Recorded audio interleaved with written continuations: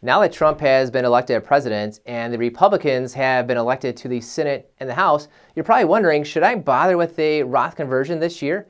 You might have been doing Roth conversions all along. You might have been planning for 2024 and 2025, making a big Roth conversion.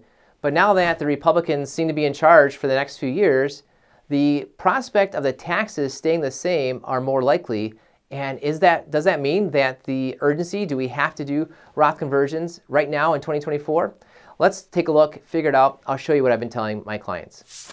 Now, when it comes to Roth conversions, the whole point of a Roth conversion is you want to grab the tax situation when it's lower to hopefully avoid paying taxes at a higher rate later on. That is the only reason you want to do a Roth conversion, is to pay taxes lower to avoid the higher taxes. Some people are wondering, do we do Roth conversions when the market's down, when the market is higher? Really, the big situation when you're evaluating Roth conversions, it's all about when can you pay taxes the lowest. Now that the Republicans are looking to be more in charge the next few years, the projections might be different. Here's how the way things look right now. The actual tax law in 2026 is that taxes go up in 2026. So that means in 2024 and 2025, taxes are lower. That's why everyone's been looking at Roth conversions and wondering if these are the last 2 years that we can do these really big Roth conversions. Well, now that taxes might look like they don't go up, maybe taxes just stay on at the lower rate for some time. How do we make that comparison? How do we decide, should we keep on doing a Roth conversion? When I'm looking at my clients, I am using software that allows us to say, what happens if the taxes go up?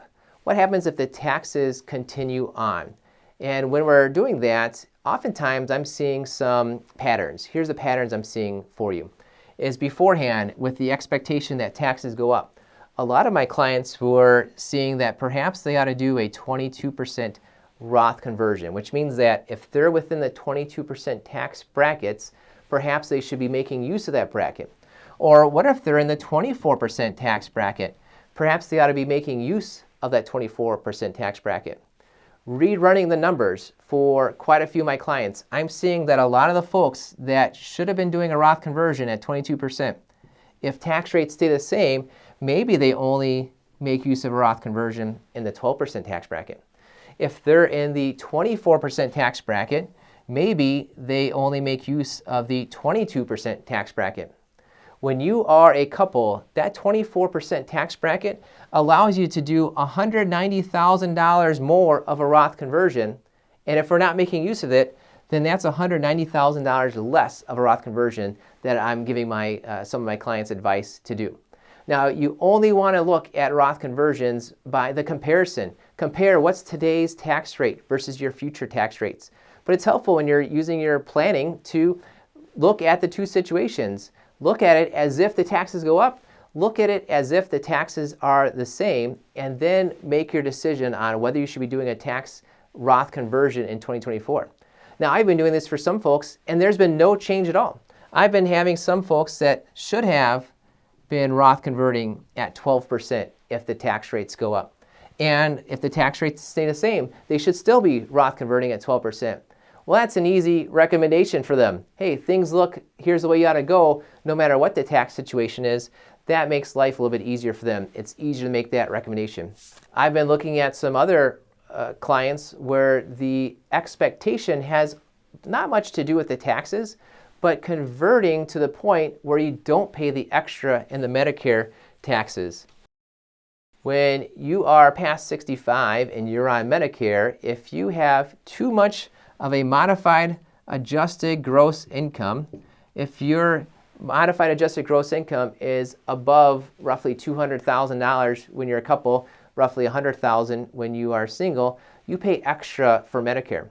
And so I've been running some Roth conversion projections, and if the taxes go up, the recommendation says, yep, do enough, but don't pay the extra in the Medicare.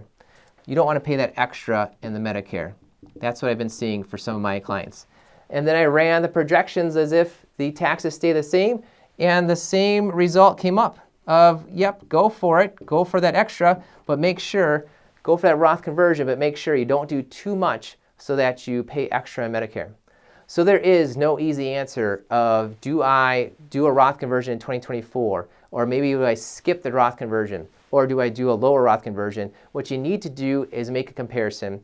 And it's helpful to do that with software, but let me give you some ideas of before and afters so you can really walk through yourself of when might I have lower taxes, when might I have higher taxes. That will help you make this decision. When you're looking at the Roth conversion, think of the times when you might have a low tax situation, when you might have a high tax situation. Here's just some general ideas. Keep these in mind. When you are married, your tax situation often looks lower because you've got a bigger level of the brackets to get through before your taxes go up.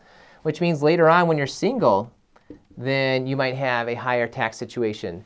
If you enter retirement and you're married, at some point you're likely to be single because at that point you'll be widowed.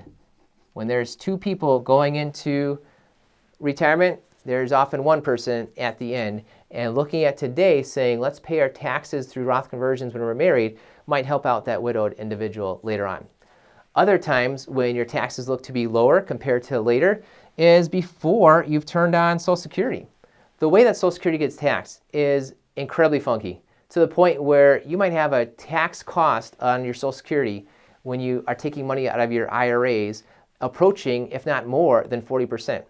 That's why often you want to do your Roth conversions before you turn on Social Security so that later on, when you are on Social Security, you can avoid those extra weird tax situations where you're paying higher taxes than you would have expected. Also, if it's before your required minimum distribution age, right? When you are below your required minimum distribution age, there is no minimum you have to take out from your IRA. You can take out what you want from your IRA.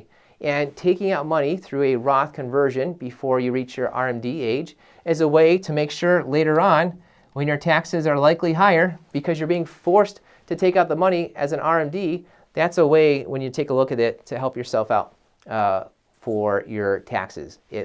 Taking a Roth conversion now lowers your traditional IRA, which allows your required minimum distribution later on to be lower. When you're looking at your Roth conversions, which you should look at every single year, is decide, am I likely to be lower taxes now, higher taxes later on?